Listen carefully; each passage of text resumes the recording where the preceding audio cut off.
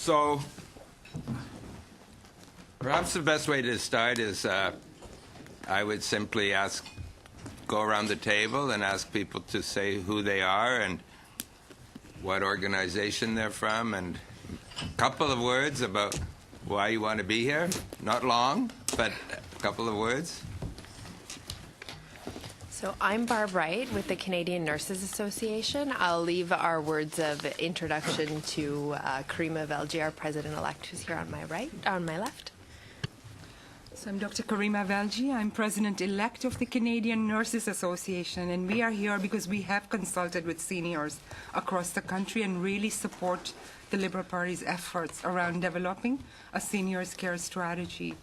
And we have some key points to make around how the strategy can be anchored in some things that matter to Canadians. So we look forward to sharing that. Great. Thank you very much.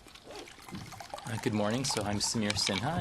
I'm a geriatrician, one of only 250 in Canada, and I'm the director of geriatrics at Mount Sinai and the University Health Network Hospitals, but also the provincial lead for the senior strategy for the Government of Ontario. So happy to be here and share some perspectives of how we can think of this on a national basis as well.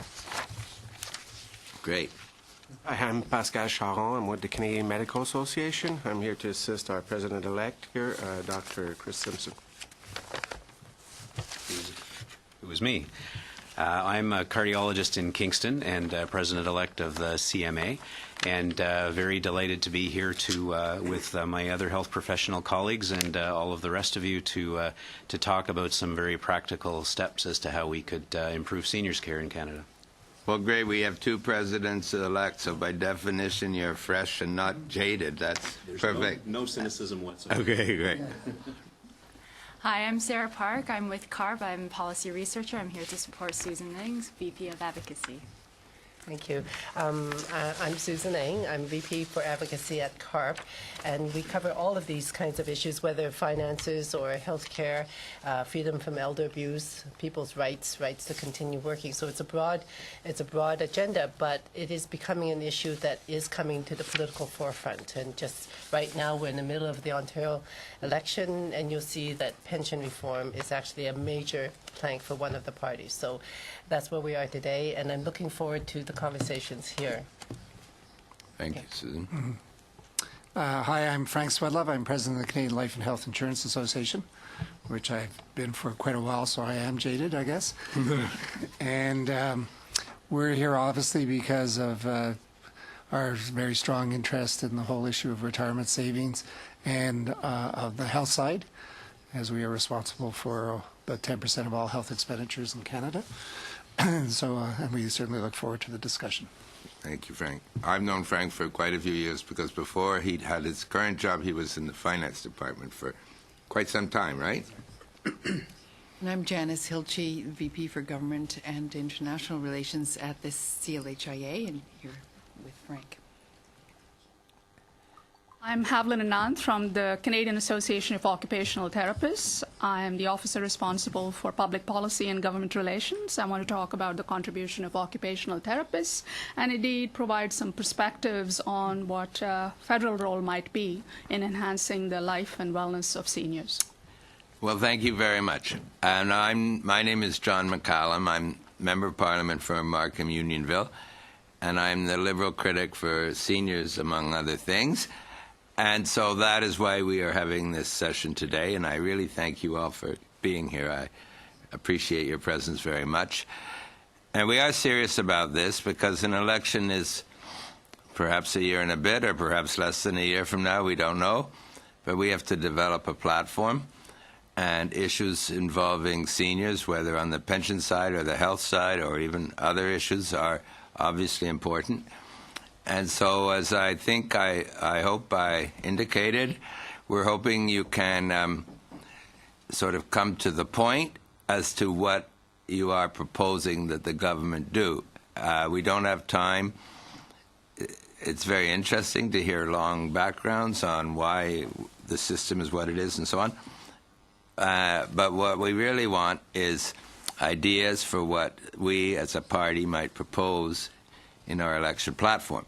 Now, obviously, I'm not guaranteeing that whatever comes out of this will be in the platform. That's not ultimately my decision, but I think it will certainly be really useful input if we can come out of this meeting with some, maybe not consensus, maybe yes, consensus, we shall see, but some ideas of how we might go forward in a number of these different areas. So we've divided up the meeting into two major sections, one on health issues and the other on pension issues.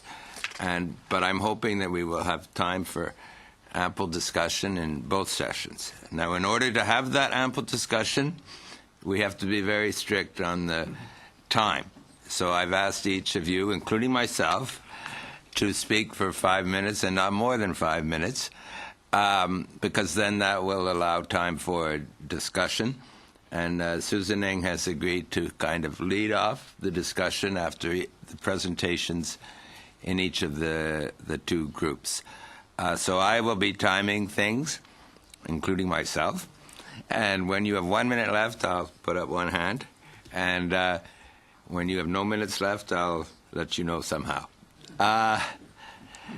Et on a la traduction simultanée, si vous le voulez. Si vous voulez parler français, c'est bon, mais sinon, ça va. Mais il y a la traduction simultanée est disponible, si vous le voulez. Et comme j'ai dit, Justin Trudeau sera ici bientôt, dans quelques minutes, j'espère. But as I said, he has scrumming to do and so on. We always have caucus on Wednesday, and it ends at noon, and then there's a media scrum. And I'm actually in trouble. I don't think my staff knew this. Or I did, but I'd forgotten. This is the time of the weekly meeting of Women's Caucus, and they get really angry when someone proposes a meeting at the time of their caucus. So I let it out in caucus this morning and got a small scolding, but I survived, so we are fine. So I wonder what we should do. Perhaps, since we don't have all the time in the world, perhaps we'll just begin. How about that? And then when Justin comes, we'll stop for a while, and he will say a few words. And since a few of you asked for photos with me, I'm sure you'll want photos with him. So does everybody agree to that? Okay, well, I think you have our agenda. Hedy Fry, who is our health critic, was supposed to be here and lead off the discussion on this first session on seniors and health. She is, unfortunately, she has a medical issue, not super serious or life-threatening, happily, but it means she could not be here today. So other than that, I think the people are here, except not the Canadian Bankers Association. So we have 1, 2, 3, 4, 5, 6, 9 people making presentations, and then as well we'll have discussion. So we'll start then with the Canadian Association of Occupational Therapists, and I shall be timing you, and you have 5 minutes. Okay, I shall go fast forward. All right. Thanks for the invitation. I will start with a brief overview with the association. We were founded in 1926 to serve World War I veterans transitioning into civilian life. We serve 50,000 registered occupational therapists from coast to coast who are regulated healthcare professionals with areas of specialization and postgraduate degrees. Now, what is occupational therapy? It's about enabling people optimize and unleash their potential and thrive in all spheres of life. It is about helping them navigate the environment, and it's also about helping them do mundane things such as grocery shopping and banking, and indeed pursuing exciting pastime activities such as sailing and so on. Why? Because occupation really defines who we are and how we feel about ourselves. There is high demand for occupational therapists, and there is a 96% employment rate. And a recent physician survey of 60,000 practicing physicians undertaken by the CMA, the College of Family Physicians, and the Royal College indicates that 70% of physicians were unhappy about not being able to secure appointments with publicly funded occupational therapists. In terms of federal roles, that's what you're looking for, Minister McCallum, there are a number of policy, legislative, regulatory, program, service, and tax levers at the disposal of the federal government. But an area of leadership is where which costs no money, is bringing all the players together. Federal governments, provincial governments, municipal governments, if necessary, First Nations governments, practitioners, service providers, the consumers of these services to tackle the demographic challenges, which are multifaceted, interjurisdictional, and multidisciplinary. In the area of research, we all know since the elimination of the long-form census in 2010, there is a paucity of good data. To quote Scott Bryson, bad data leads to bad policy. Therefore, and the Auditor General, Michael Ferguson, in his 2014 report, laments the fact that data about certain populations in certain areas of Canada could not be captured. Therefore, this is an area where the federal government could play a role in strengthening the capture of data from all parts of the country and indeed all population cohorts. In the area of public policy, the association believes that prevention and health promotion are important components to, and health care is more than just treating disease. As the saying goes, an ounce of prevention is better than a pound of cure. Prevention efforts should include primary community care, utilizing interprofessional teams, as using hospital emergency services as a first resort is not good use of taxpayer dollars. The return on investment in using occupational therapists is enormous, and we can talk more about it during the discussion period. Another area is the social determinants of health. We all know that the social determinants such as education, income, housing, all of these factors contribute to our health and wellness. Federal social transfers to provinces are a means of ensuring reasonably comparable services from coast to coast. And reasonably comparable services doesn't necessarily mean poor quality services. The other problem is that population characteristics are not factored in to the calculation of social and health transfers, and this is an area where the federal government could play an important role. Long-term care, 2010 Ipsos Reid poll shows that 53% of those polled were interested in a registered long-term care savings plan. But how many seniors can actually afford this? My occupational therapist colleagues say that, who work in geriatric mental health, say that European models set up as communities where seniors are safe, cared for, work well in overall quality of life of seniors. The last but not the least is performance measurement and evaluation. In addition to policies, regulations, services, the federal government could play an important role in developing performance measurement and evaluation strategies and helping all jurisdictions report, track, monitor, and evaluate these services. Thank you so much for giving us the opportunity to contribute. That was perfect timing. Was it? Thank you very much. And the last thing I want to do is say partisan comments, but I can't resist one. In terms of your first point, bringing all the players together, Yes.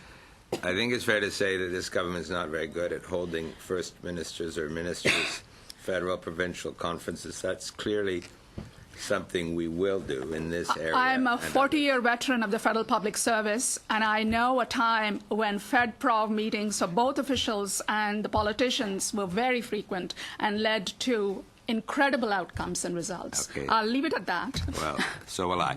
Thank you very much. I'd like to ask Chris Simpson now to give us a few words. Sure. Well, thank you, and good afternoon, everyone. We believe, as everyone does around the table here, that Canada needs to prepare for an aging society, and in fact, we've identified it as really the burning platform, the public policy imperative of our time. We know that over the coming couple of decades, seniors will account for about 1/4 of the population, which is about double the proportion they are today.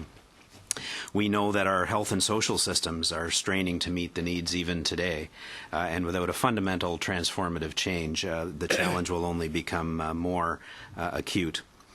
We know that most provinces have developed or are developing seniors plans, but they differ a lot from jurisdiction to jurisdiction. And hearkening to your comments that have been just made, we have no real mechanism to bring these together to even share best practices, let alone have some sort of a national strategy that recognizes the principles of equity that the country stands for. Only the federal government can help to broker those sorts of meetings. The federal programs that are in place are not really meeting the mark that they could. In 2012, only 3% of people caring for their parents received the family caregiver tax credit. And the Building Canada plan didn't specify federal funding for health or continuing care infrastructure in the broadest sense of those terms. We just need to look at the wait time problem in Canada, and you may be aware we released our wait time report yesterday, which identifies the alternate level of care patients in acute care hospitals as continuing to be the single biggest barrier to the achievement of wait time targets for all kinds of elective procedures. That affects every single Canadian family. It's not just a seniors issue. We know the alternate level of care statistics are stubborn. They're still way too high. And the state of palliative care, which we're hearing in our pan-Canadian town halls on end-of-life care, is in a sorrowful state in Canada. We have only about 30% of Canadians who will die this year will have access to palliative care. Now, that's a stunning statistic. Today, seniors represent about 14% of the population, but account for about 45% of health spending. So if all of the moral and ethical arguments don't appeal to you, then that one certainly will. And we looked at the way Canadians view the issue with some Nanos polling recently, and we polled battleground ridings that were won by less than 3% in the last federal election, and found that 23%, only 23% of people polled in those ridings think that Ottawa is ready for the future healthcare needs of our aging population. And very importantly, 6 in 10 said they would support another party if their political party failed to make seniors care a priority in the next federal election. Maybe I could credit you in the future with 2 minutes and 3 seconds. And, that would be fine. Justin Trudeau, our leader, has arrived, and he is here to say a few words. As you know, Justin, seniors are, we just heard, rising to a quarter of the population, a critical issue. Two of the points made just before you got here, I think you would agree with. We need to have more meetings where different levels of government get together, and they don't like the fact we no longer have the long-form census. But I will introduce to you Justin Trudeau. Thank you, John. Thank you all for being here. It's a pleasure to see so many friendly faces again, and thank you for coming in. This has been a part of a series of stakeholder meetings we've had over the past year, and we'll continue to have over the year and a half, with very much a focus on what kinds of real solutions Canada needs, and your expertise on an issue that is extraordinarily important on seniors is certainly why we're so pleased that you're all here today. On those two issues, obviously, we've committed to restoring the long-form census, and I've also committed to sitting down yearly at a minimum with provincial premiers as Prime Minister to address issues of import to all Canadians, because Canadians, quite frankly, don't care what level of government is responsible for the issues or services they're facing or needing. They want people to work together to serve all citizens, and I think that's something that we need to do a much better job of. Vous avez tous été invités ici parce que vous êtes des experts dans vos domaines respectifs. D'ici 2040, on s'attend à ce que le nombre de Canadiennes et Canadiens âgés de plus de 65 ans double.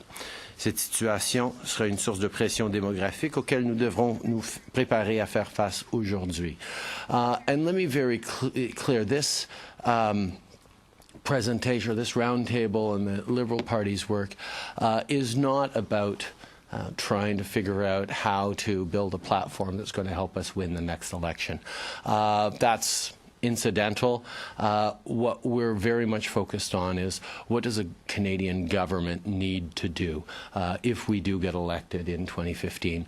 What are our priorities and what are the solutions that we need to start bringing in as a government? And that's been my focus. And from that, I'm sure there'll be important elements to put in a platform to demonstrate to Canadians that we get that. But my single-minded focus is on providing a better government to Canadians, and your presence here is very, very helpful.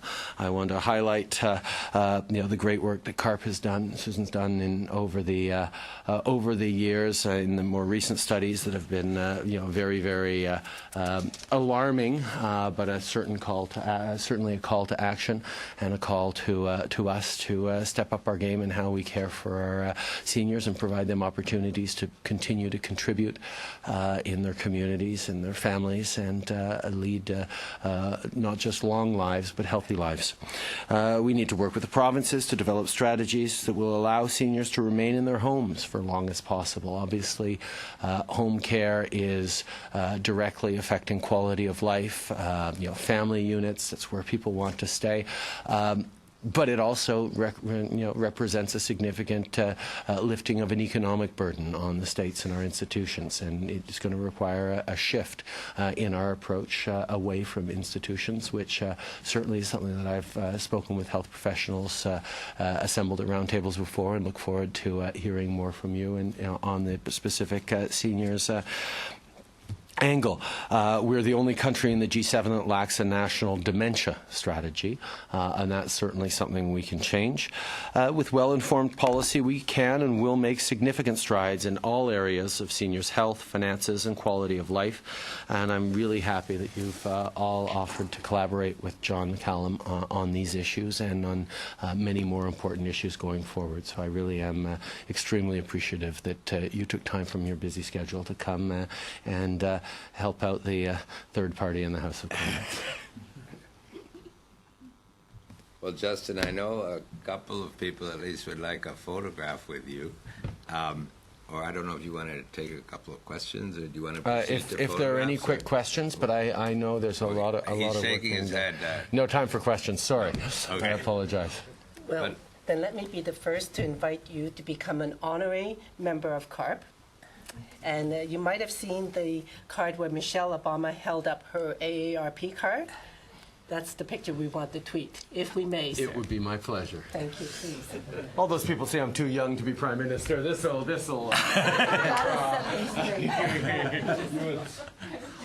if you can just hold it up right beside Such a beautiful smile. Don't cover your face. That's great. Love it. 1, 2. Okay, Chris, we'll give you an extra minute as a bonus for that interruption. Do proceed. I was very close to the end. I was talking a little bit about the poll findings, which I suppose are intended to speak to what a political party's strategy might be by illustrating how important the issue is to Canadians, and in fact so important in these swing ridings that they were willing to change the vote from the party they were intending to vote for if that party didn't have some sort of a sense of a national seniors strategy in their platform. So I think there's an opportunity for a more formalized collaboration between the federal government playing both a facilitator role and a standard setter role, an expectation setter role. And I would advance the argument, and I'm sure it would be shared by those around the table, that the professional associations are more prepared than ever to be part of the solution and to assist governments in achieving some of these goals. So I'll look forward to our discussion today around what a national senior strategy would look like. Well, thank you, Chris. And if I can just say one thing, as one who isn't primarily in healthcare but watches it from afar, it seems to me that over the last decade or two, there's been a radical change in the CMA, because my memory from the old days of the CMA is you really just cared about how much doctors got paid. And nowadays, you didn't even mention that. So you're really into improving the healthcare system, and I think that's terrific. Yeah, to be quite honest with you, that is the reason why I sought this office, is because the CMA is such a different organization. It's a very progressive organization. Well, thank you very much. Frank or Janice, would you like to go? Thank you, John. We obviously have a great deal of interest in the healthcare side, and we've put out a policy paper in 2009 which talks about the public healthcare system and our views on how it could be more effective. But I'd like to focus in on a more specific area, and that's long-term care.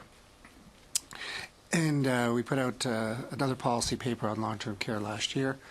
And what we actually did, which I believe no one else has done, was attempt to quantify the extent of the problem that exists in Canada with respect to long-term care and the costs associated with it. So we got a bunch of actuaries together, did a calculation of long-term care costs for the baby boomers moving through old age, and we expect over the next 35 years that the cost will be in the area of $1.2 trillion. And that's, according to our actuaries, a conservative estimate over the 35-year period, which is, of course, an enormous number, and of which government programs, both federal and provincial, will constitute about half of that. So essentially there is this financing gap of about $600 billion. And where's that money going to come from? This is all outside of the Canada Health Act, so it's not part of the healthcare system. So this is a real and significant problem that needs to be dealt with. And one of the major problems is a misconception by Canadians that their long-term care needs are going to be met by governments. And that simply is not the case. Anyone who has aged parents know that very often that's not the case. And so we really need, I think, to educate people about that. And one way of educating it is for the federal government to consider some kind of credit or savings plan that will encourage people to save for their own long-term care needs.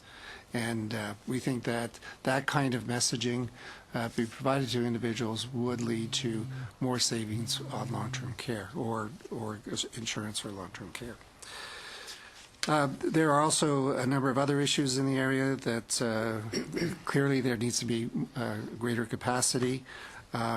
We expect by 2047 there'll be a need for 800,000 beds. In Canada, there are about 300,000 beds. And that capital spend will be enormous, something like 10 times the total number of condo units currently under construction in Toronto. And if you've been in Toronto recently, you know there's a lot of construction in condos in Toronto. Also, which I'm sure my colleague from Mount Sinai will talk about, is the fact that we need more specialists in, in geriatric care. There is 248 specialists now, 43 are in training. If we were at the level that Sweden is at, which would be a sort of a best practice, we would need 700 more geriatric specialists. So we think there's a number of things the government can do at the federal level. As I've already noted, some kind of savings program or support of insurance for long-term care would be one thing. Also, in terms of capital costs, P3 projects could be promoted, which would allow greater development of our infrastructure, both with respect to hospitals and long-term care facilities. And we believe that with respect to primary care, that more money needs to be provided to that. Now, where does that money come from? I think that there is a lot of low-hanging fruit in terms of ensuring that the proper care is provided at the proper level. There's clearly a lot of seniors who are now in hospitals who could be in long-term care facilities for a lot less money, and a lot of people in long-term care facilities who could be at their home if proper home service was provided, again at significant savings. So that money could be redirected into some of the programs that I've talked about. So hopefully I was within. That was excellent. Okay. Thank you very much. And I celebrated my mother's 90th birthday party last night, and she just about 6 months ago went into a retirement residence in Oakville, and she's very happy there. It's very nice, but there's one snag, and I think you'd probably know what it is. It's the cost. And now my mother has enough money so she can pay the cost, but it's $6,000 or $5,000 per month. And there are many, many, many Canadians who can't pay that. So, I mean, I have that personal experience, and my mother is fortunate, but there are a vast majority who could not pay that. So I agree with you. It's a huge challenge. And now I think we have Dr. Sinha. So thank you again very much for inviting me here. I brought a deck that has a lot more information than I'm going to speak to in my 5 minutes. But I just wanted to give you a bit of perspective where I come from, because I don't represent an association or a political party. I happen to be a geriatrician, and I represent my patients and kind of what I've been learning in my career thus far. I had the privilege, as I said before, of actually being appointed by the Minister of Health and Long-Term Care for Ontario 2 years ago to actually develop a senior strategy for the province of Ontario. And it was certainly not one just looking at the healthcare needs of older Ontarians, but understanding what does the province need to do to have a comprehensive way to move forward. So looking at everything from the social determinants of health, how do we create age-friendly communities where people can live in? How do we think about issues such as poverty and other aspects? And then how do we retool our health and education systems to meet the needs of an aging population? We know the facts in terms of how Canada is aging, and the number of older people are going to be doubling over the next 20 years. I think having the privilege of traveling all throughout Ontario and across the country, speaking with 10,000 Ontarians and developing the provincial strategy, we realize, and I'll pose the question to everyone in the room, how many people in this room aspire to end up in a long-term care nursing facility? Maybe I'm not speaking loud enough, but the key is that we know that that's not where Canadians are aspiring to age. We know that people want to know that there is good quality care available should they need it. However, we have to respect the fact that while we say that, well, maybe the plan is that we have to build 500,000 new long-term care beds, I think I'd have a tough time pushing any of you into those beds if there were other solutions ahead. I wanted to just point towards this diagram here. This is actually produced by the Commonwealth Fund that ranks Canada against its comparative countries. And you'll see Canada is represented, obviously, by the maple leaf in the middle. And really what this shows are the yellow bars are spending on long-term care nursing home funding versus the blue bars being home and community care funding in our country versus our comparator nations. And you'll see that in Canada, for every $5 we spend on long-term care nursing home care, we spend $1 on home and community care funding, for example. Now, you'll see that there are 3 countries that actually are completely the opposite. That is actually Denmark, Poland, and Austria, where the blue bars are bigger than the yellow bars. And what you'll see is the realization that they made, and I think that really where the smart investments come on the next slide. It shows that a day of hospital care, as Chris was talking about earlier, how when these people are waiting in our hospitals trying to go somewhere else, trying to go home or trying to go to the community, costs $1,000 a day, $951 a day to be specific at Mount Sinai Hospital.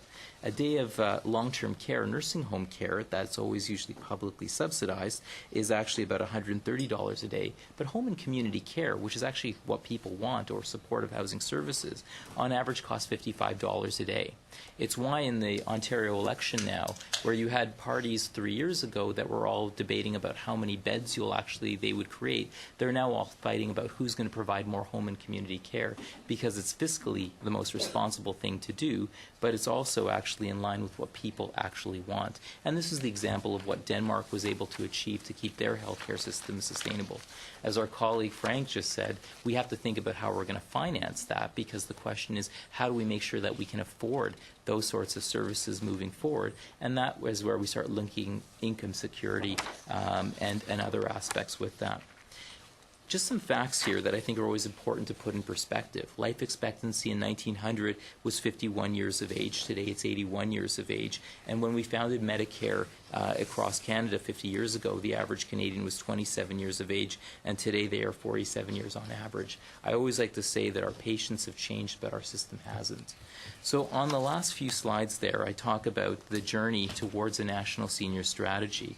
We actually did have the provincial and territorial premiers, ministers of health, Health and Ministers for Seniors come together over a year ago, where they actually agreed to make seniors a national priority for everyone to come together around.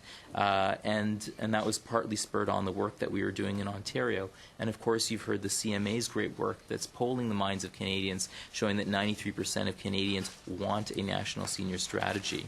So what I did was I put together just a few ideas that I've shown to the CMA, that I've been discussing with the CNA, all of our colleagues, and with Susan at CARP and other colleagues, about some ideas of where the government can actually make that difference. And I think federally, there's a lot of influential levers. There's the healthcare transfers that can be levered to actually support more investments in home and community care. There's actually the federal dollars that go towards supporting affordable housing that can again be leveraged to actually provide more affordable housing services for older adults. There's work that can be done to support an Aboriginal senior strategy. The Public Health Agency of Canada, we can focus more on flu vaccinations and ways in which we can help keep older people healthy.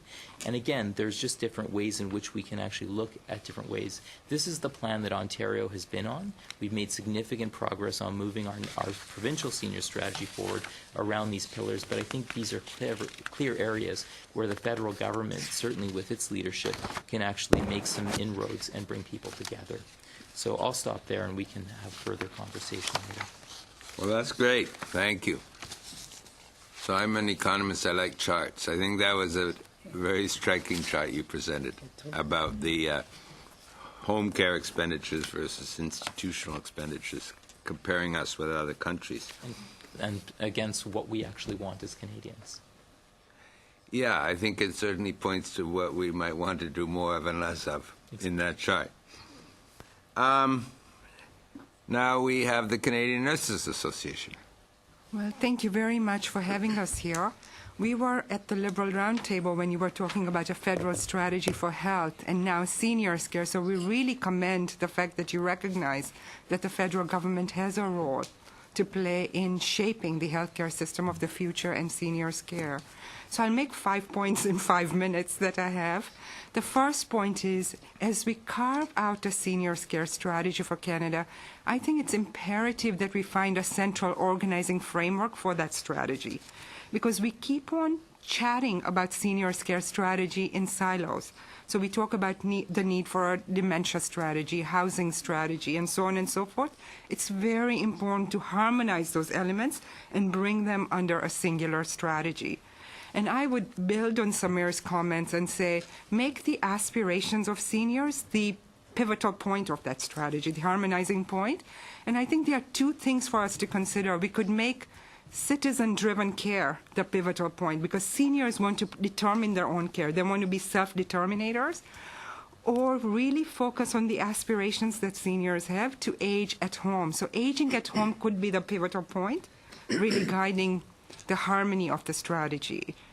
The second point we would make is, let's be careful as we carve out the strategy that we don't medicalize aging.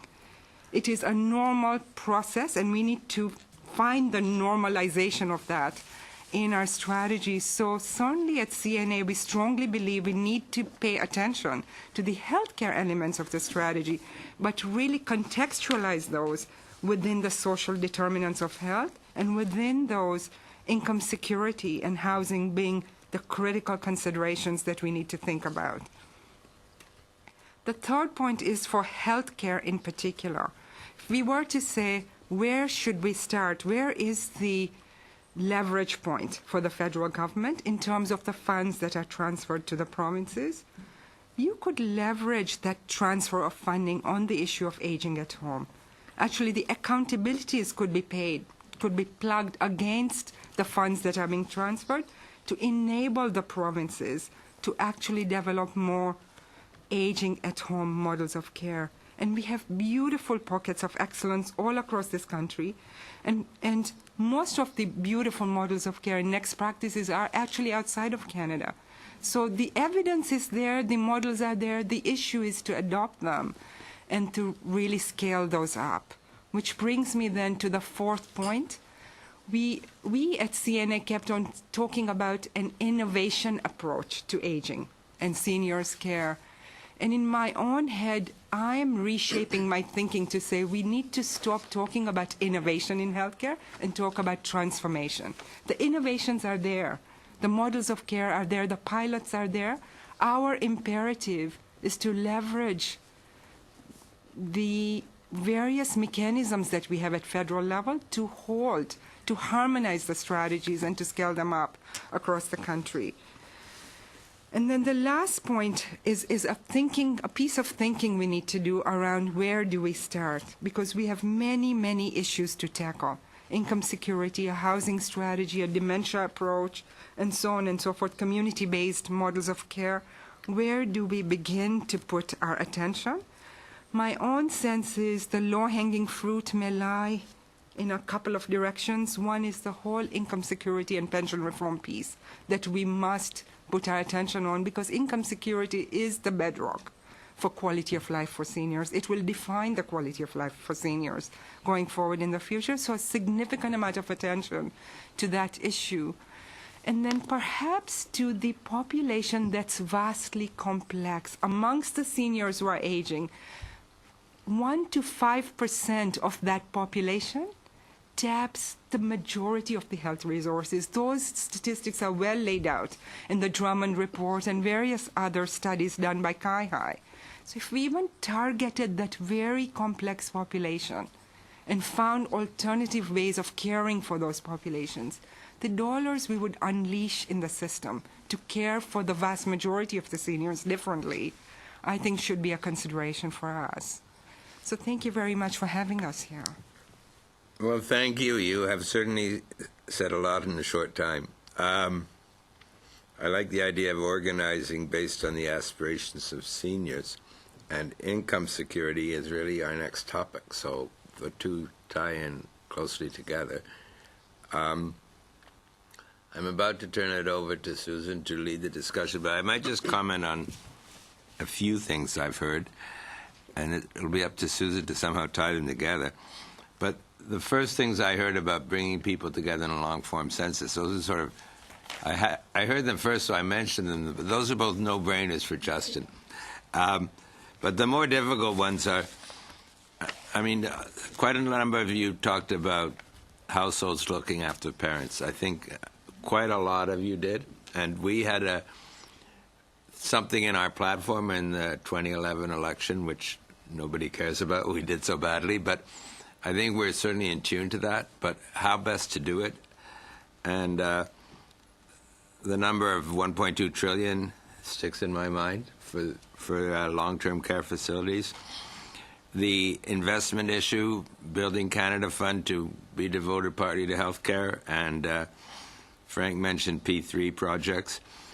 National Dementia Strategy, we mentioned that partly because it was a resolution passed at our convention. It's not necessarily the most important thing in the overall scheme of things, but we mention it partly for that reason. I'm certainly not saying it's not important, but it's not an overarching issue so much as some of these other ones. I could go on, but I'll leave it at that. And Susan, why don't you lead the discussion? Well, actually, I'm following the discussion. In actual fact, it's always my great pleasure to be at a table like this where everybody else is an expert, and I have an instant education at the moment, and I really do. I mean that sincerely. I am not a healthcare professional. Anything I've learned about the healthcare system has come from people like you at conferences like this, and so I, first of all, express my deep thanks for that and gratitude. The other group of people I learned from, of course, are our members. And our members are the people who are healthcare consumers, people who paid for it in the first place, consume it as they need it, and now look to governments to do the things they can't do themselves. Really, that's why we're here together, because if we could all be in a private healthcare system where you buy what you need, we wouldn't be talking here. We're talking about systems that require coordination, government involvement, and of course, it is dealing with the most critical part of our lives, our health, our well-being, our surviving the next parts of our lives. So it's the most important priority, probably fighting with financial security, but it is top of mind for our 300,000 members across the country. So we had a paper that we were happy to present to Dr. Sinha when he was doing his consultations for developing the senior strategy, and we called it One Patient. So, you know, don't tell me about your silos. Don't tell me that, oops, that's a wrong part of the body for me. You've got to see somebody else. Dementia has nothing to do with us because we're dealing with something else. So for our people, it's just one of us here. You know, you just let me get through the medical system. Let me help my loved one get through the medical system as best as I can with your guidance. And please, the healthcare system needs to organize itself so that it is navigable by itself, rather than saying, well, you know, we're going to hire us a navigator. It's going to help you through this maze. We're never going to fix the maze. We're just going to get somebody, pay somebody extra to help you get through the maze, which is idiotic, frankly. And, you know, no politician should ever stand up saying that that's what they're going to do. There's an opportunity here to be, as you say, transformational. The opportunity to bring experts in the room who spent no time talking about the problems, spent all their time talking about the solutions. And our members are ready to hear about that. So, yes, people are dealing with dementia today. You know, you have a strategy, a 10-year strategy. Well, that's great for you. What do I do today? What do I need to know? What is the base that I, as, say, an accountant, could possibly learn quickly enough and usefully enough to help my family member tomorrow? Maybe I'll wait until tomorrow. Maybe I'll wait for home care for a week. I can tread water for 2 weeks. But some of the Ontario auditors' reports said people were waiting for months for home care. So, you know, if the reason why you need home care is because you can't move around, you've just broken your hip, you're coming back, the hospital has booted you out, now you can't get around your house, you need home care, and you're waiting how many weeks while your condition deteriorates? It's just not acceptable. We're a first world country. Surely we have enough money in the system already that we don't need to be accepting this as the standard of care that we paid for. So the perspective of members is fairly blunt. It is, I'm going to say uncompromising, only to this extent that, well, nobody expects to get instant service from the healthcare system. They want to have reasonable measures that they can endorse as a thinking human being. So if you say to somebody, for elective surgery, we've got all these experts with the Wait Times Alliance saying, you're not going to get worse. You will do well if you get your surgery within X months. And we will do everything we can so the system wraps itself around this standard and gets you that care in X months, right? For something urgent, Canada is pretty good at making sure that they save your life. So it's people understand that, they accept that, they pay money for that, through their taxes, they will vote in office people who promise that.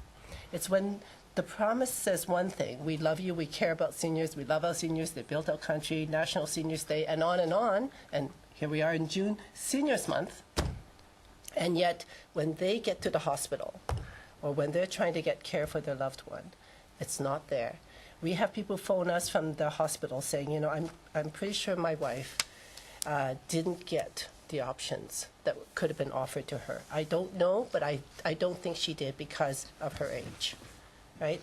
If people are thinking that way, they're not trusting the system, they're not going to get the best. So our motivation and this part of discussion is tell my members how the system is going to improve from this day forward. How are they going to notice something different when they go to access the healthcare system? How can they afford to help their loved ones get through chronic care? How will they deal with what? Do they know that with dementia, right now the fear with dementia is dementia diagnosis straight into the long-term care home, waiting list, build more homes, right? Is that the solution we really want to recommend? I think not. You know, we need to know what we can do before that. So I'd like us to, when we go around the table again, to talk in terms of benchmarks. You know, if we want to say, and there's one that's floating around in the Ontario election right now, 5 days before you get your first home, you know, guaranteed 5 days to get your first home care visit. which sounds to me rather impossible, but I'd like to hear how it gets done. What's a more reasonable benchmark? And let's go after that. The Wait Times Alliance has done great work telling us what is medically sound. Don't worry, you won't die. You can wait this many months, right? Those are the kinds of things people need to hear. And then they will not accept you saying, well, that's that dementia strategy. We'll talk about that next year, because right now we're talking about home nursing care. Well, no, you have to talk about dementia care. It's the biggest driver of the need for home care right now. So that's where I think our conversation, and many of you have already done that. You've already started to identify the pressure points. And let's talk about that coordination, removing the silos. Unfortunately, I will disagree just a tiny bit, and that is, although we would like to have an orderly sort of consideration of all these issues, for our members, for your patients, they need to know all of it today. Unfortunately, they need to know this is going to happen for them today. And they need to know that if someone has a diagnosis of dementia, we don't have a strategy. Okay, forget the strategy, just tell me what I need to do today. It's no good telling them that, well, we'll think about it, we'll have a little commission. It's not gonna work. You need to deliver information that you can now. So I guess we need to divide our work into what we can do instantly, what we can do in the midterm, and what kind of goals we'd like to see in the future. Okay. Well, thank you, Susan. We can't fix it instantly because we won't be the government for at least a year, if we're lucky. But I appreciate your comments.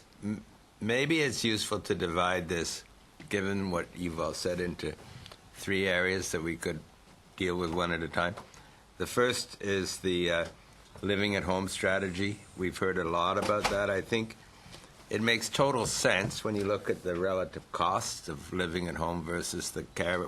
It makes total sense in terms of what other countries are doing. It makes total sense in terms of what seniors actually want. But the question is how to get from here to there, and what would be the role of the federal government. It's benchmarks, but it's also an overall strategy. If you were the Liberal Party writing its platform, or forget about platform, if you wanted to have a plan for what you wanted to do in the first 3 years of your government, say, to really get serious about this, which is totally rational, makes total sense, but it's not easy to change an embedded system. So I guess I'd like it if you could offer comments on that issue first, and then we could also talk about investment in the long-term facilities, whether it's the Canada infrastructure money or PPPs. That would be another issue, and maybe a bit of time on dementia. But perhaps we'll start with if there was one topic I heard more than anything else from more of you, it was the living at home strategy. So how do we make that real? How do we make that happen? Yes. Do it as countries who've done it successfully have done, which is you understand the aspirations of your citizens first, convert those into some metrics. So the length of stay in long-term care, the rate of institutionalization, and so on and so forth, and then make those metrics publicly available so that they can guide a collective effort, if you will. So in countries in Western Europe, the length of stay in long-term care, when you need it, you want it. So it is about 2 to 3 months. When you need it at the end of life, when your caregivers are no longer able to care for you, you want to have such a facility available. I think in Ontario, and Samir will correct me if I'm wrong, it's about 2 to 3 years, 2.5 to 3 years is the length of stay. So we have... The wait for long-term? Not the wait for long-term care, the length of stay. Yeah. In fact, the choice is to get discharged from long-term care if you could. So really, and that is, but that's, I'm looking for goals like that that say, let us have a standard in our country that the utilization of long-term care should only be in the last X months of your life. Exactly. The sudden burden now and the need for long-term care disappears practically off the books. If you can achieve that, what is the timeline over which you can achieve that? Because don't forget, we're the pig in the python right now, right? We're driving all this anxiety, and for the next 20 years, we will have a stress on the long-term care system, but it's going to pass. What are we going to do with all those long-term care homes? So it doesn't make sense to start building. Dr. Sinha and then Dr. Simpson. So I think, again, the question is, what is the role of the federal government, and how can it actually enable, as Karima was saying, the aspirations of Canadians to age in the place of their choice, which is often at home. I think the challenge, that we would see, and again, because we understand that relationship between the federal government and the provincial government, and that decisions are at a provincial level are governed about how much money you spend on home and community care versus long-term care. So I showed you the national figures, $5 for every dollar long-term care to home and community care, but provincially it differs significantly. In Ontario, for every $4 now on long-term care, $3 is spent on home and community care. So significant investments. And for what they were doing is they actually made a very conscious decision to say we've got to hold the line on our overall healthcare budget at 2.5% increases. We can't expect 6 to 7% increases. But then that made choices. 0% increase for hospitals for the last 2 years, 0.5% pay cut for physicians, et cetera, et cetera. But that allowed a 6.2% increase, or $250 million more into home and community care. Issues in terms of benchmarks, when you say a 5-day wait or guarantee, I go to my colleague with the Association of Occupational Therapists, you will be waiting 2 years for an occupational therapy assessment in Fort Albany First Nation because there is no occupational therapist there, right? So the idea of guarantees, and I'll tell you that in Ontario, for example, the average person 95% of people will actually get home care within 5 days, for routine home care. Where you do hear those extreme waits are especially in small and rural communities where there actually aren't even any personal support workers working with home care agencies, so you can't get the care. But Susan, I do agree with you that what we can do is we can say, how do we want to achieve 1 billion more days at home? That's a metric that we've been using or starting to articulate in Ontario. How do we achieve that? And the idea is we don't want to have premature institutionalization, right? Your mother, Mr. McCallum, you were saying is able to stay in a retirement home because she can afford the $5,000 a month. Well, we know the average CPP payout for Canadians is about $12,000 on average. So most people might only be able to serve 2 months of that care. I know. That was my point. No, and that's exactly. So the question is, if we don't actually have a robust, publicly funded home and community care system out there, the challenge is in the community, if your mother couldn't afford that and she needed a higher level of care, and we didn't have the home and community care available, we would default into long-term care homes, nursing home beds, which actually cost more. So there's a real good argument. So my pitch is that I think where the federal government can really be supportive in this action are in 2 ways. One is to say there are 2 key areas where the federal government influences a home and community care strategy. Number 1 is through the federal transfers. Again, great work on wait times, as we heard yesterday from Dr. Simpson, about how we've actually been able to move the bar forward in a number of provinces because we focused funding towards that. Where if we actually say that, and this is where the federal government has tremendous influence, saying, you know what, those federal transfers that you're coming through, what we're going to say is we want this to be focused on achieving some benchmarks. We want to make sure that you're spending more money on home and community care, and this is where this money needs to be targeted to achieve 1 million more days at home, or whatever metric you want to create, for example. And I think as well, when you think about alternative housing options, for example, when you talked about the build infrastructure, the other funding available. Right now, we had the recent announcements of federal infrastructure dollars to help support municipal supportive housing services. When I traveled around Ontario, everybody talked to me not just about health care, but they talked about housing and transportation. Older people outlive their decision to stop driving by 10 years on average. People want to know that if, as Susan was saying, I want to be able to be discharged from long-term care if I do well enough. But if I sold my house, where am I going to live? So if we have supportive housing options that are available, more affordable housing options, where you can link that home and community care dollars in, you can actually, and I think that's clearly where the federal government can influence in a positive way and support its provinces in enabling better care. Okay. We may get a very strong new force for housing in our caucus soon. If Adam Vaughan wins the by-election, I have never spoken to anyone more forceful on the role of housing. He's my local councillor. Oh, okay. So I'm not saying he'll win, but if he does, No, if Samir is his it'll constituent, be he's going to win. it'll be a real force for housing in our caucus. Chris Simpson. Well, I'm completely supportive of all the comments that have been made so far. A slightly different perspective coming to the same conclusions, I suppose. In 1961, the healthcare system was built around hospitals and doctors. And today, it's still too much about hospitals and doctors. And what I see every day in the emergency room is a population of patients who are typically senior, who typically have multiple comorbidities, who are brought in by a caregiver who's overwhelmed at home. It's usually not an emergency. It's usually the culmination of several things that have kind of come to a tipping point, and they bring them to emergency for a non-emergency. And then once they're in a hospital, there's this giant sucking motion to institutionalize them in the hospital. And then once they're in the hospital, of course, they're subjected to the toxic environment in hospitals, because hospitals are not designed to treat people with chronic illnesses. The number one cause of adverse events in hospitals is iatrogenesis, or medically induced problems. They get C. difficile, their dementia worsens, they become immobile. And we create a patient, a person, who then has to become institutionalized long term. So keeping them away from emergency is very key. And creating environments, I think, that allow them to be at home and stop coming to the emergency department is very important.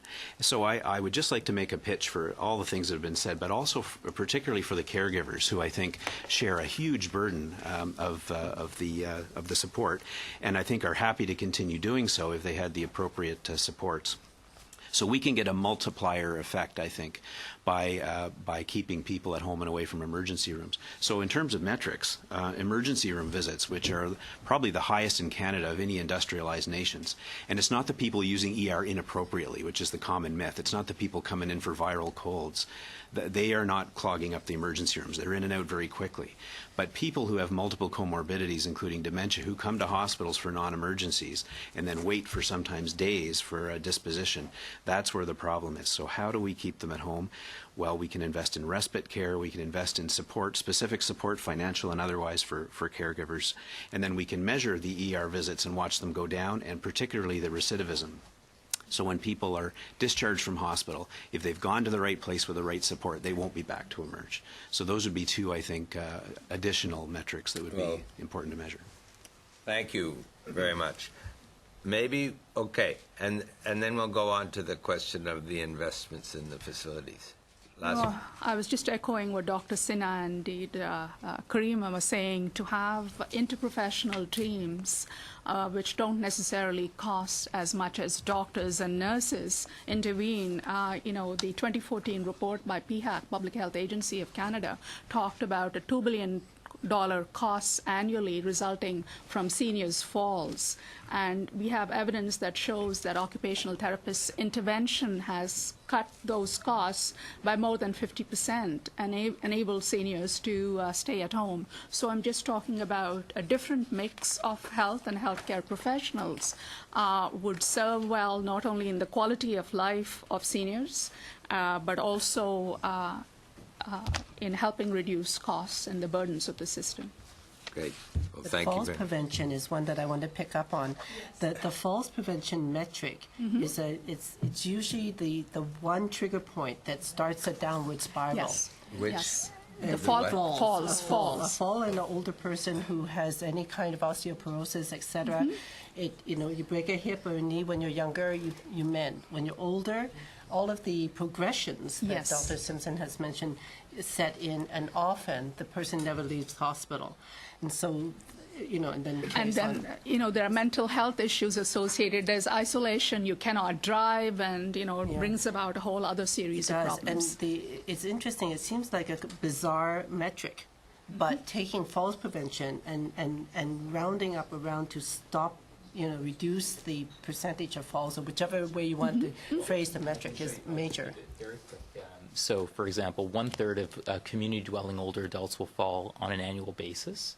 Okay, 1/3 of those 65 and older, 50% of those living in long-term care nursing homes or residential care settings will fall on an annual basis. So when I looked at that data in Ontario, last year we had 106,000 older Ontarians report to emergency departments because of falls, 26,000 who were actually hospitalized because of falls-related injuries. So what we did specifically was we took a $10 million investment to create 2,000 free exercise and falls prevention classes around Ontario. Those have all been rolled out now, and the metric we're going to use is, because it's hard to track people's falls and those rates. People lie about their fall rates to me in the office every day.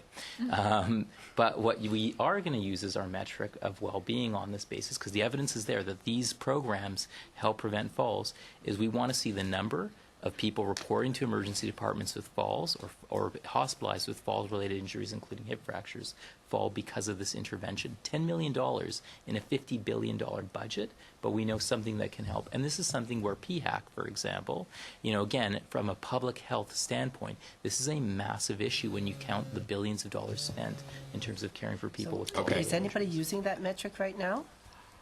No one's officially using it. We're using it. Okay, I'm going to be the bad cop here because we have limited time, and I wanted to I'm still writing it down. also take up this question of the money for investing in facilities, whether it's long-term care or not enough palliative care or other shortfalls.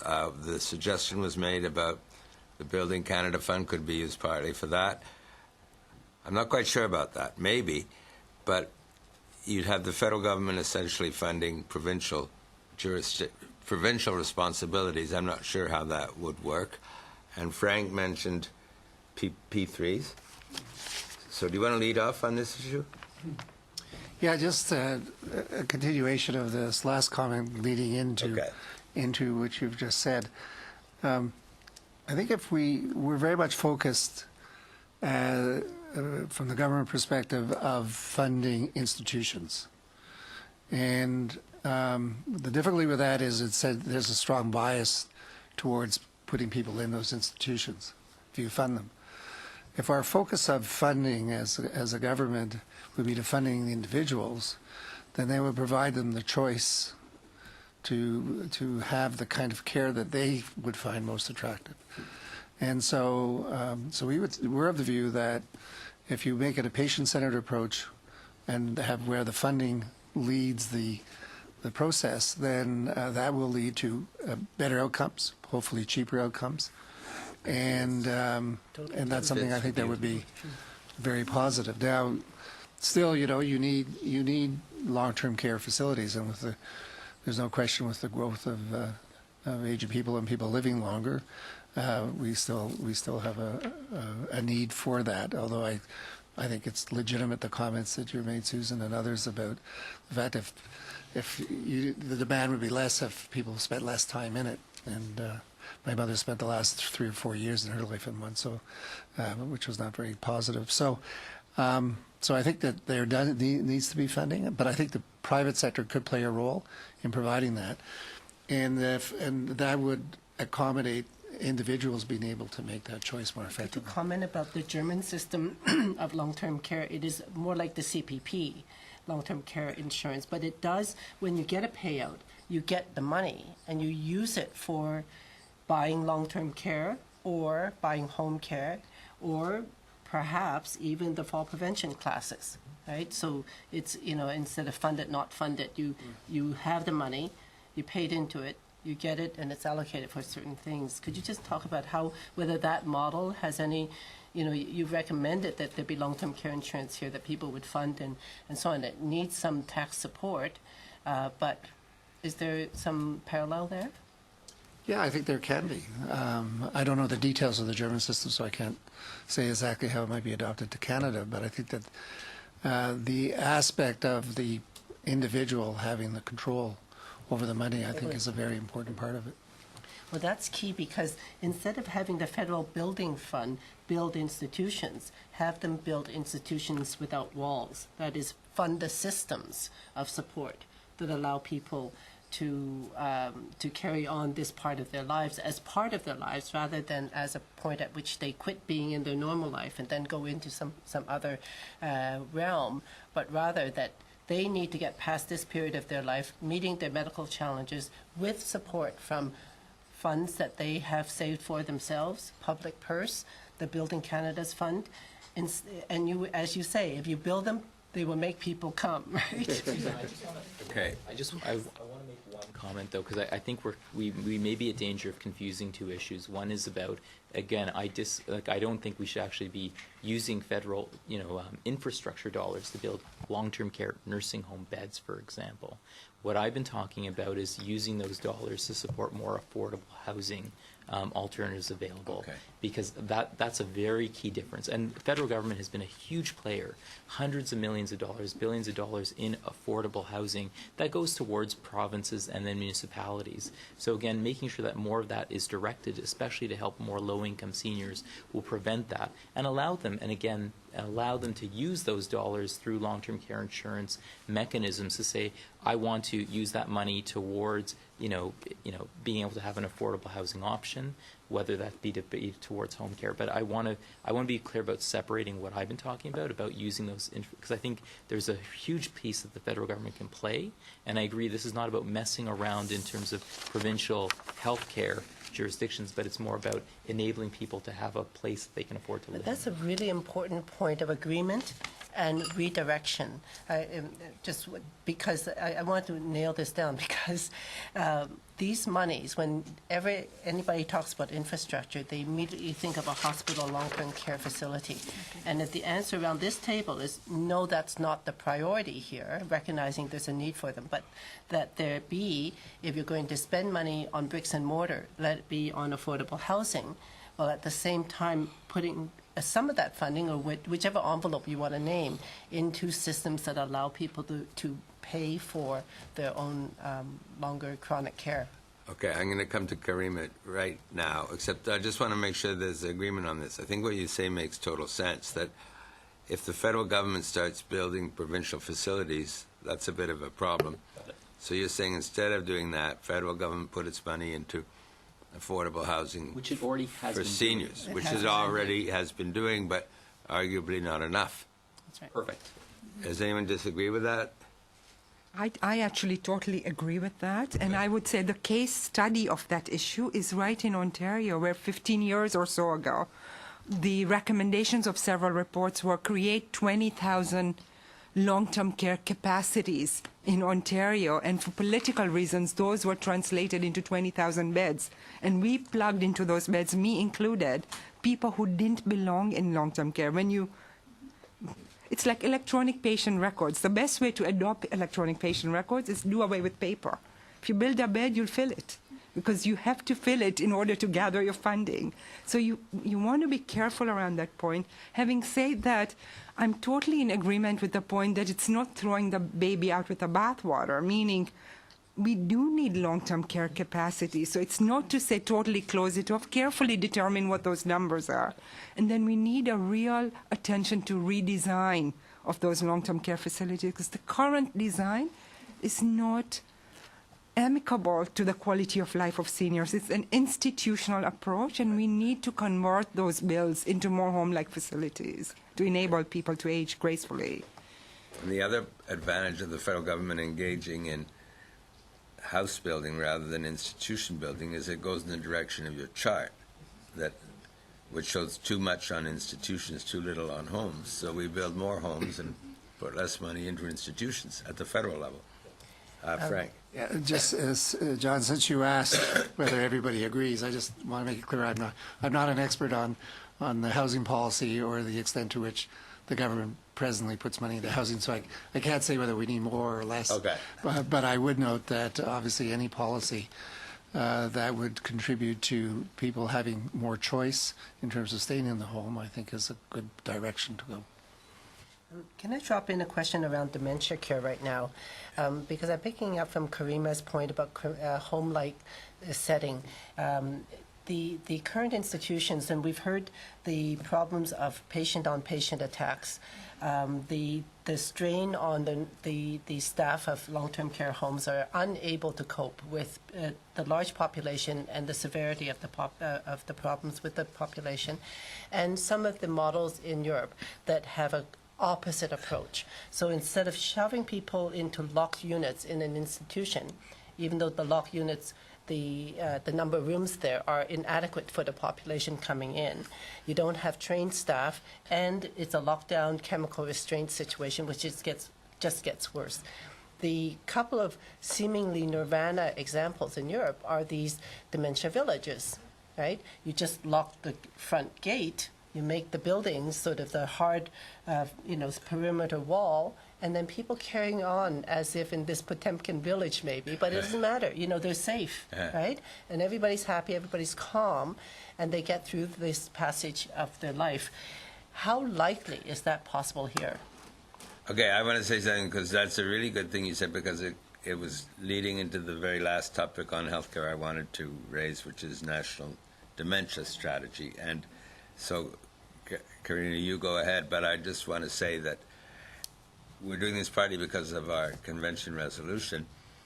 And I would say, if anything, the Liberal Party is over-addicted to national strategies for everything under the sun. And we often don't know what it means. And we often have national strategies for things that are really none of our business. But we have it, and it's obviously a crucial issue. So I guess, in addition to Susan's question, what specifically would be the role of the federal government in a national dementia strategy? I think we need a national approach around the issue of dementia, but my own inkling is you cover it under a broader senior strategy, so it becomes part of a bigger attention to seniors as a whole. And naturally, the kind of things we've spoken about, aging at home, community-based models of care, a great long-term care and environments and so on, will apply to the people with dementia and their caregivers. And I think the caregiver support issue becomes then a significant concern that we need to care for. The piece that I want to emphasize in dementia care is the issue that Susan has highlighted. The current way of doing it, institutionalizing these adults, locking them down with minimal staffing levels in long-term care, is not the way to do it. So I have some stats here that say 90% of people who come into long-term care facilities, particularly the very older adults, are diagnosed with some kind of mental illness. 90%, One in 6 are put on antipsychotic medication when they weren't on it before they came to a long-term care facility.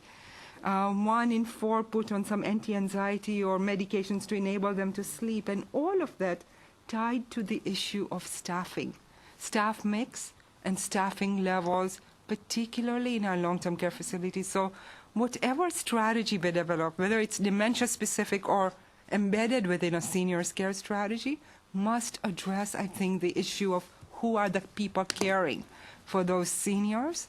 I love the fact that the occupational therapists are around the table, because the inclusion of the rehabilitation professionals in the care of individuals. Is this just a matter of money? It's a matter of redirecting resources. What? Partially it is a matter of money, but it's a matter of redirecting the resources we have. We are spending this money now.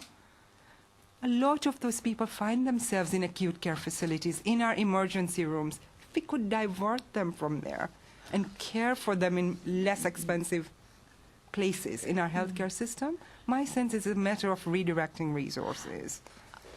So in And terms then of, 1, 2. Okay. So in terms of the concept, because I saw that in the briefing notes here, that what about a national dementia strategy? We don't have one. What are we doing wrong? Again, I completely agree with Karima that, embedding, if we get the concept of a national senior strategy right, you're actually dealing with the root causes. There is no cure for dementia, number one, right? Most of my patients have dementia. What my patients need are their caregivers need better supports, so that they need better education and supports so that they can be looked after at home if that's what they choose and they want to do. We need to have adequate home and community care services. But also the one key thing is, we've heard about this in Ontario. Our stats in Ontario are that 68% of our clients who are in long-term care residential facilities have a cognitive impairment. A third of them actually have aggressive behaviors and so on. Now, people like to point quickly and say it's all about staffing if we had more staff. It's not necessarily just about staffing. I agree that we need to improve on staffing levels, but fundamentally, one of the key issues that I've been advocating with the CMA and the CNA and others is that we do not require any health or social care professional being trained in our Canadian health and social care professional schools to learn about the care of the elderly. Right? This is something the federal government can use moral persuasion around. We're doing this in Ontario. We brought all the deans of all our schools together now and said, excuse me, if most of you are going to be looking after older adults, especially those with dementia, and you haven't been given training on how to do behavioral management, of course you say give them a drug and restrain them. So this is where I think the federal government can have influence, especially when it's our national regulatory bodies that set the curriculum standards and set the expectations of what people want to know. Because whenever I travel around and I tell older Canadians, do you know that I was never trained on how to care for you?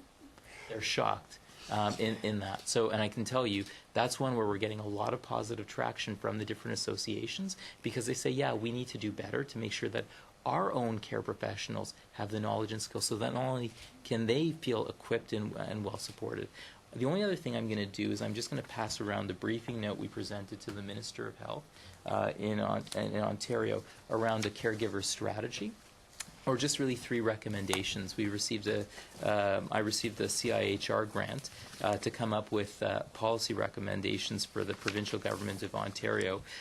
These briefing notes happen to float around quite quickly because we had a provincial summit, and so 2 of the parties have actually adopted most of these recommendations and are fighting over them now in the provincial election. The NDP, for example, has talked about providing income support for those who need it most based on this proposal. And again, it's thinking about how federally can the government, for example, support working with employers to encourage them and recognizing employers that recognize that they have many working caregivers, for example. Also, how do we actually make sure our home and community care services are focused around not only the needs of the clients, but those who actually are caregiving, when 95% of home and community care clients have caregivers, an unpaid caregiver.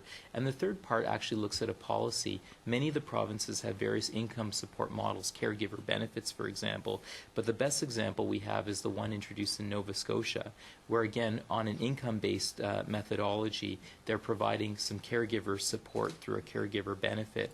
And by doing that, they've actually been able to show that they've been able to decrease institutionalization and some of those downstream costs because they're able to provide some of those basic supports, recognizing that many unpaid caregivers take time off work and need those sorts of protections and that additional support to do that. So it's nice to see that these are very practical solutions that don't actually cost money. In fact, actually can save money. And so why it ended up into all-party platforms moving forward in Ontario. But hopefully we could influence a federal response in that way too.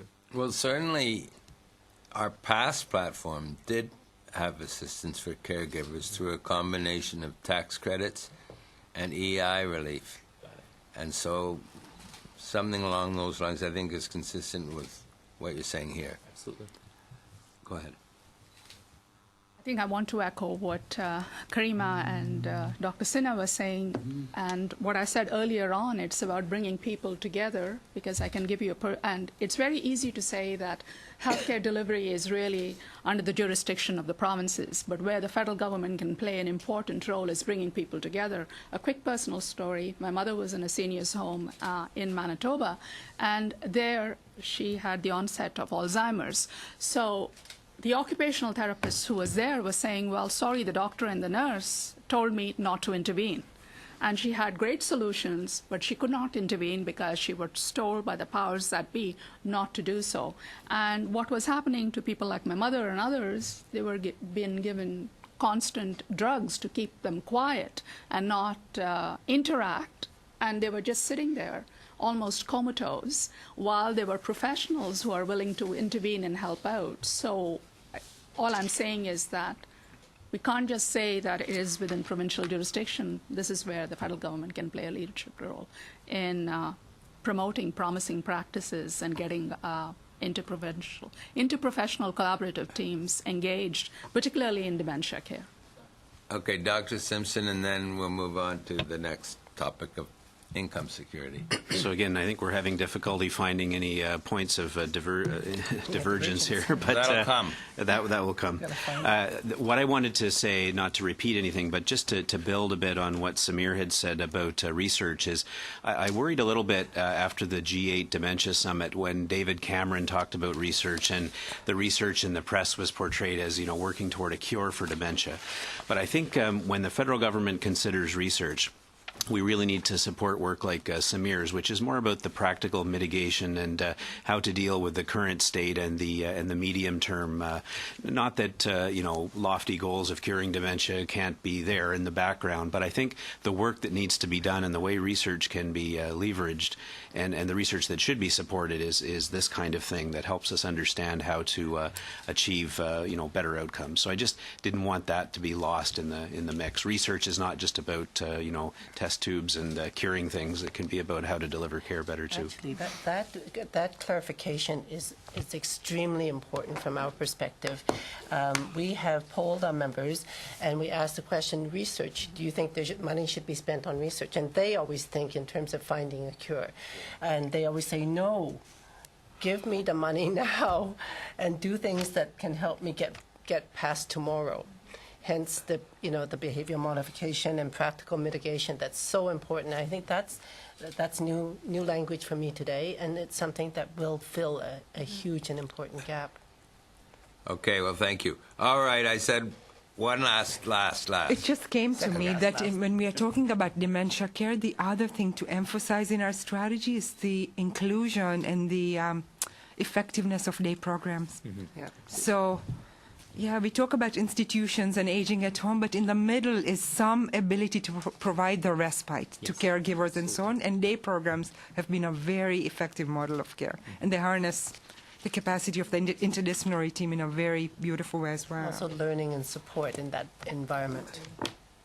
Okay, well, thank you very much, all of you, and I think we better go on to our next topic, which is pensions or income security, and it naturally follows on. A number of you have mentioned already the importance of income security in the discussion of health of seniors. So I will speak first, and then I think we just have two of us. Is that right? Where's the agenda? Oh, yeah, two, and then discussion by card. Yeah.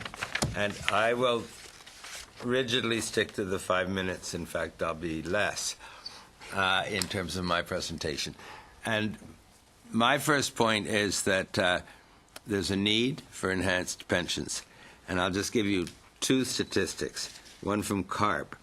A 2013 study by CARP showed that only 14% of seniors expect to be comfortable in retirement, down from 30% in 2009.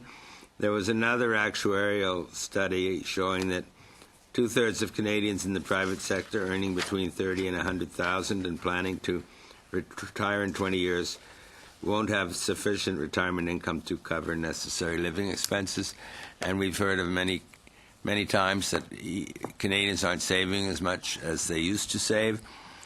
And so there is a problem. And I think our Canada Pension Plan is very good. The money is well invested. The CPP Investment Board has made consistently a good return. It's professionally done. The only trouble is it's not enough.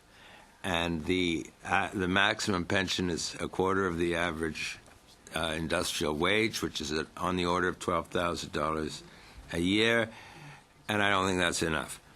And the provinces and the federal government were on a path to a modest increase in the CPP.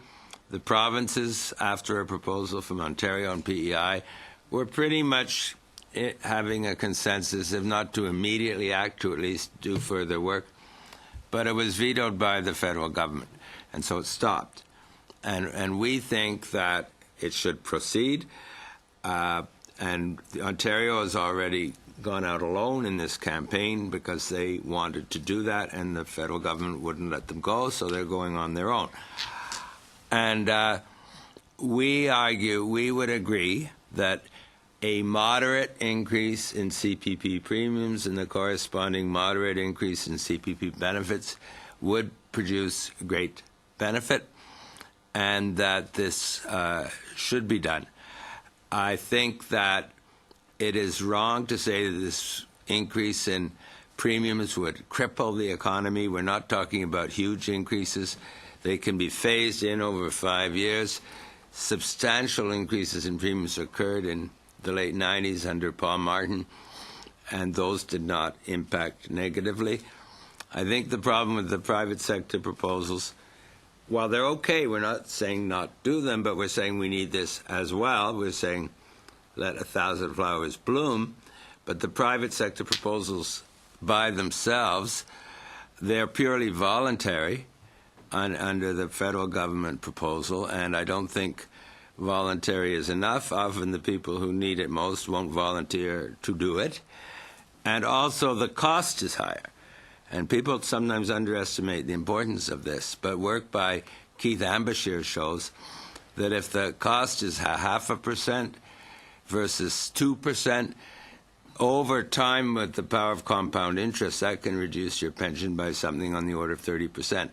So we have to be very conscious of cost, and I think we have to have the traditional system, which is not a voluntary system. We don't think that is adequate.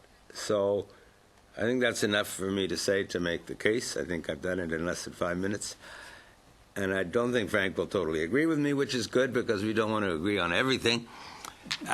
So perhaps I could turn it over to Frank for his 5 minutes, and then we could have some discussion. Okay, thank you, John. And we probably agree on more than you think we agree. Well, that's good. But we do agree. We do disagree when you started to use the word private.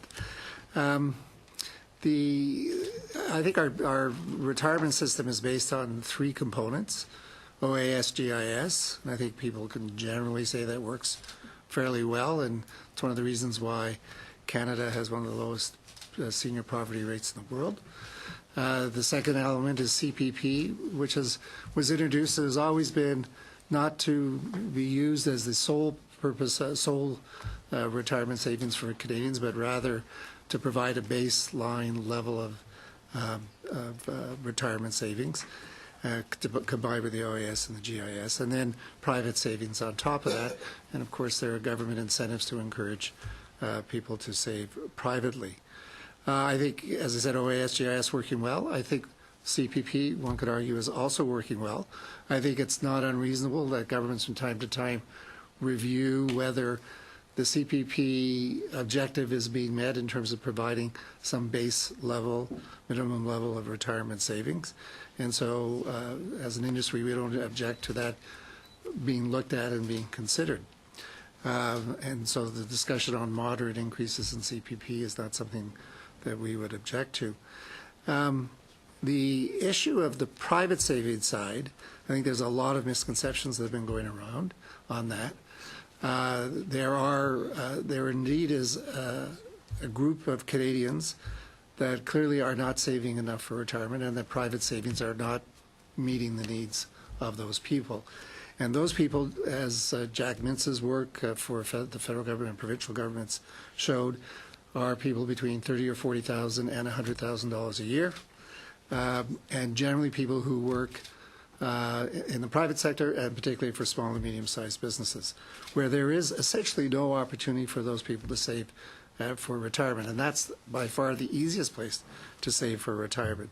Also, there's a recent study done by McKinsey, which is an excellent study, that shows that the issue lies with about 23% of working Canadians, and for 77% of working Canadians, they have sufficient savings to deal with retirement.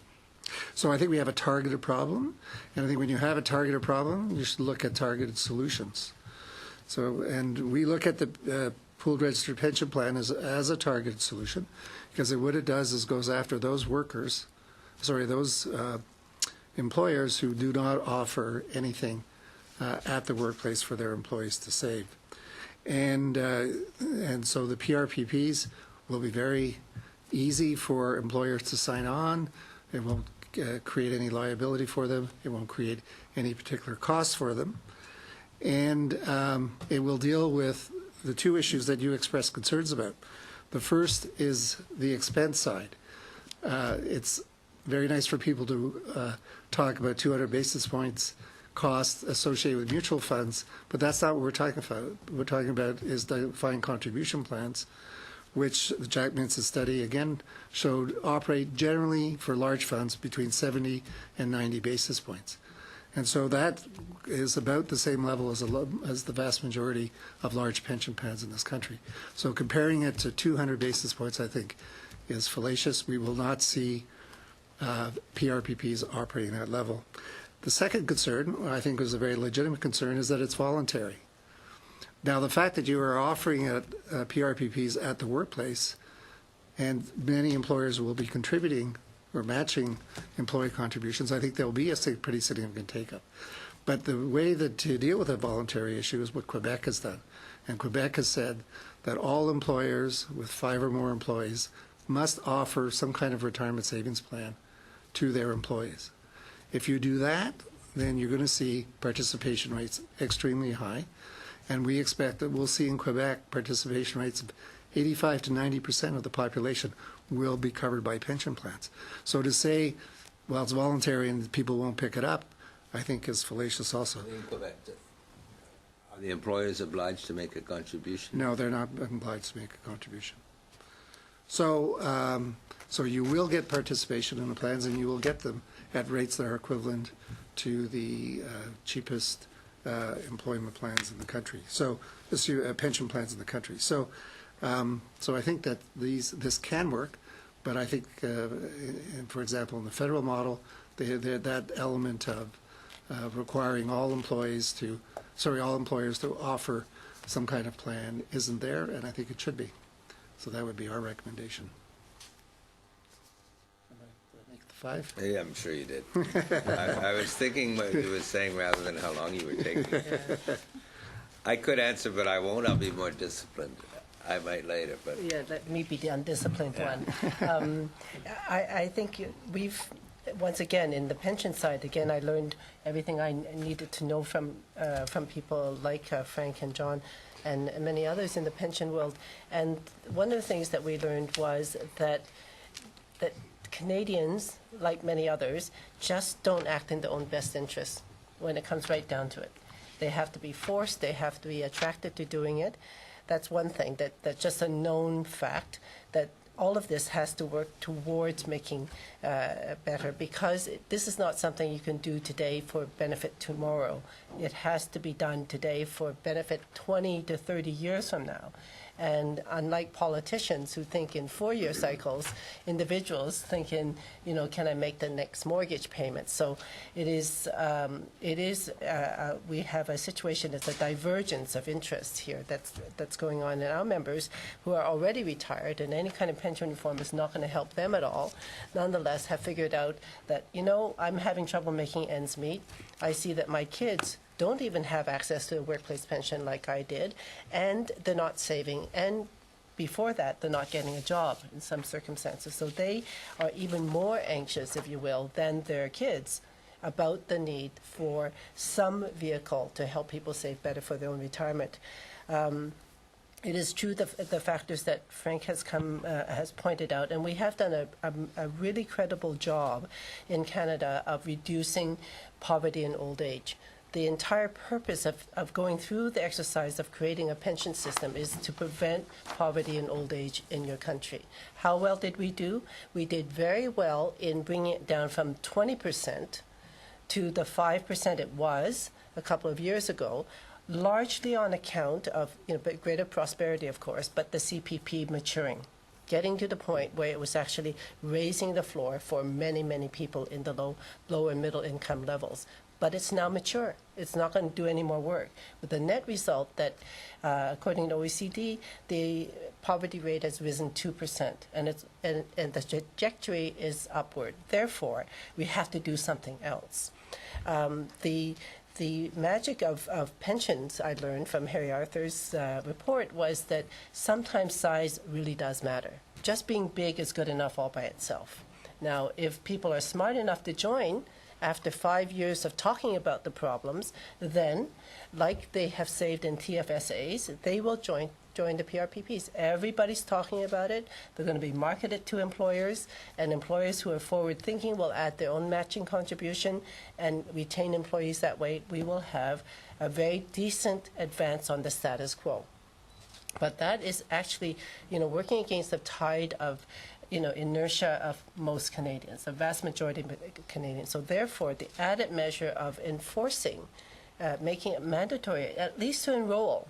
As you think of your United Way contributions, you're on the roll, you feel like a schmuck if you don't contribute, so now you're contributing. Vast majority of people contribute, everybody does better. It's going to be the same way with these plans. So there is a vital contribution, an improvement to the status quo that the voluntary plans, so-called voluntary plans, do provide. And if you reach that critical mass, you will be able to offer those rates of cost. The question is that going to be enough in the short term? Can we add to that? Can we add that mandatory layer with the CPP? Nobody actually is. There isn't enough support right now, although one of the parties is pushing for it, that you massively increase the amount of CPP, because there's so many people at the opposite ends of the working population that would be disadvantaged if you did that. So in order to target it, you want to stay modest and perhaps add the other kinds of layers. And I know that the Liberal platform previously had a voluntary layer of the CPP, which is the same concept of here's a big plan managed by professionals. Your money will be safe. You will earn more money than you can on your own. Sign here, right? So are we there yet? Can we do that? Do we have the political, readiness to do this? And of course, from the perspective of the health professionals, one of the social determinants of health is your financial security while you are retired and also before you retire, your sense of well-being.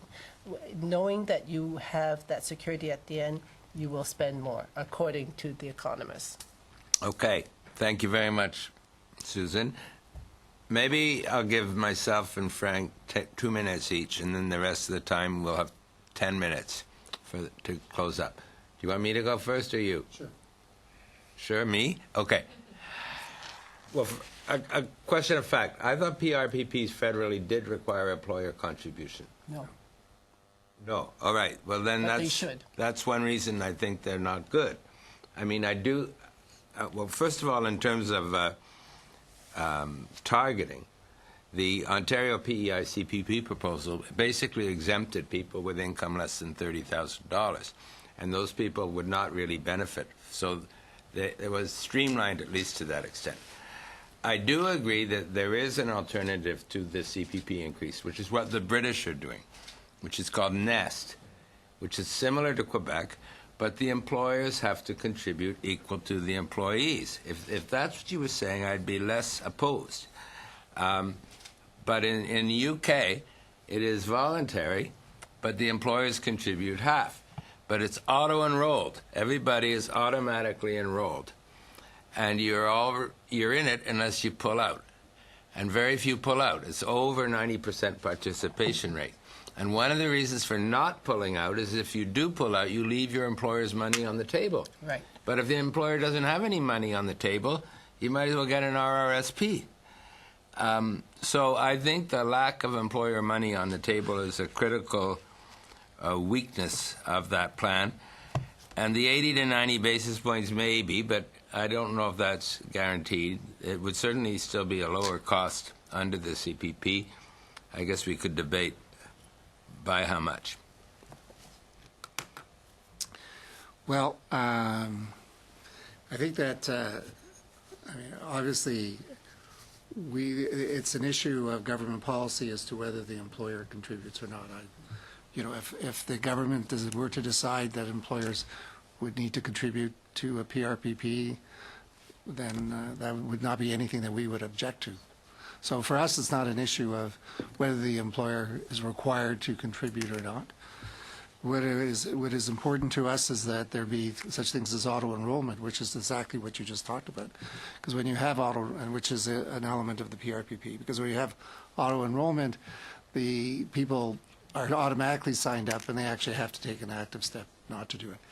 The disadvantage, you mentioned that, well, people under $30,000 won't have to contribute. Well, there's a lot of people who start work when they should be starting to save for retirement early on. That's going to be making under $30,000 or under $40,000.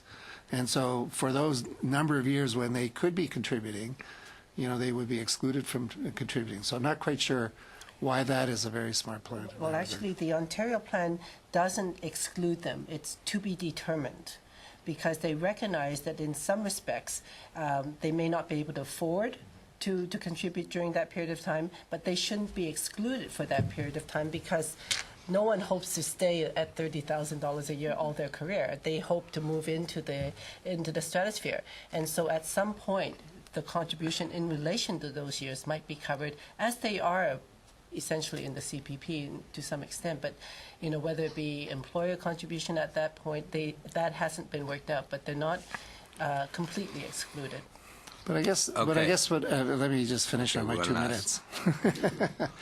Is that I'm not quite sure why, if you're talking about large increases of CPP or the Ontario plan or whatever, why it is that government should decide for the 23, according to the McKinsey study, what we need to do is have 100% of the people affected when it's a problem for 23% of the people, and the other 77% of the people who have already in place adequate saving for retirement will need to move income from their present situation, where they may indeed need that income, to saving more for retirement when actually they don't need it. So I'm not quite sure why, from a public policy perspective, that's a wise idea. Well, if you have a voluntary plan, if it's true there's only 23% needed, I'm not sure I agree with that, but let's assume that's true. In a voluntary plan, there's no guarantee that those 23% will actually volunteer to contribute. So the ones who need it could also be left out under your plan. But I think it's time to let people... Mine's not a voluntary. Mine is that employers are required. We suggest the Quebec model, where you'll see 90% participation rates. But they're the only jurisdiction with that legislation. Yeah. We only have about 8 minutes, and I want to have someone other than the three of us say something if they wish to. Yes. I'd love to, because this is something I heard a lot about, again, from older Ontarians, and I see this in my practice as well. I think we have to, when I think about older adults and income, it's a significant issue. I think 2/3 of older Ontarians, 2/3 of Canadians in general, are worried about retirement income. Great article today that probably everyone saw in the National Post, which actually showed that that when we actually have made the predictions about how much people are supposed to be withdrawing, the levels of how people have to withdraw from their RRSPs, for example, or their other registered retired income funds, it was set at a policy based in 1993 based on life expectancy at the time. Life expectancy for a person 71 years of age and older has now expanded by 3 additional years. And actually what this actually shows is that right now we predict a bigger retirement income crisis because people will be outliving the dollars they're actually saving, so on. So poverty, in terms of poverty in older Ontarians, again, when we talk about is it a problem for 23%, I think it's a problem for actually the majority of Canadians. We have very good data from very credible sources that speak to this. As Susan was mentioning before, that I have the statistics actually in 1977, it was actually 28% of older Canadians that were living in poverty. That number reduced to 2003 down to 3%, recently peaked with the economic recession at 12% and now hovering around 9%. Bottom line is, compared to 10 years ago, we have more people who are living in poverty, older adults. Poverty constrains choices, especially around transportation. If you're out living, your decision to quit driving. If you can't afford food and healthcare expenses, etc., you end up in long-term care. We go back to our previous conversation.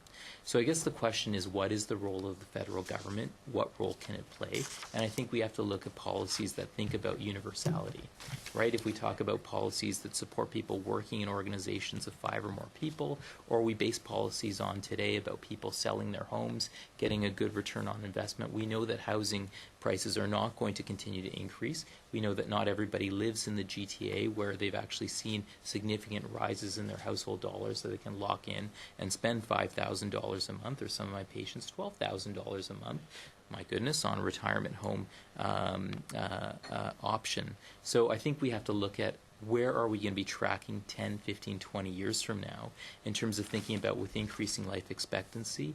We need to have some universal approaches that are actually going to think about not just certain groups of individuals, but that growing number of those older adults who are living in poverty as well. The only final point I'll leave is that from an interesting point that Senator Carstairs brought up in her Senate Committee on Aging, something that I've known her since I was 4 years old, and she's been a great influence to me. And when I was doing the provincial strategy, she reminded me one of the things she was advocating for around the aspect of older immigrants, in particular, who've been brought over, sponsored by family members. There's one interesting tweak that I think the federal government can do to help older immigrants in particular, and Kareem and I have been talking about this as well. Right now, if I sponsor a spouse, the rule used to be they had to wait 10 years before they could access full benefits. Because of issues of domestic violence and abuse, et cetera, that was actually brought down to 3 years. The only group in our society that now needs to wait for 10 years are those immigrants who are sponsored by their children. They have to wait 10 years before they can access certain benefits. That creates incredible amounts of vulnerability, especially with income access and other sorts of benefits. So what Senator Carstairs and the Committee on Aging advocated for was that we actually treat older Canadians like we do every other population that's immigrated by reducing it down to 3. It's not special treatment, it's equal treatment. And I called for that in my report for the provincial government to work with the federal government. Of course, the federal government wasn't willing to listen. So. You know what they did? They doubled it to 20 years. It's now 20. 20, sorry, exactly. Sorry. Look, I want to say something. I agree with you as an individual, as a liberal, as a person. As a politician, I can't help remember the Ruby Dollar bill. I don't know if you know what that was. It was a private member's bill by a former MP called Ruby Dollar, who proposed to be much more generous to older immigrants from India and places that don't have their own schemes, and so that those people would get the old age security much earlier. And we got the amount, we're still getting mail about that. Yeah. About how unfair, and these people have never contributed to Canada and they're taking taxpayers' money. Politically, it's a bit noxious, which is unfortunate, because I think I agree with you. But if we proposed that, we would get killed. But it's not about better treatment, it's about equal treatment. Okay, but you try to sell that. Nope, complained about it in Ontario. Okay.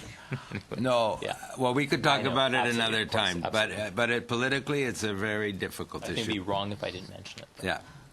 Okay, yes. No, I agree with you in a way, because I know the coordinators of shelters in Alberta, and she was telling me that in many of these instances, particularly in immigrant families from South Asian communities, the families get rid of the elders after they have arrived simply because they don't have supports.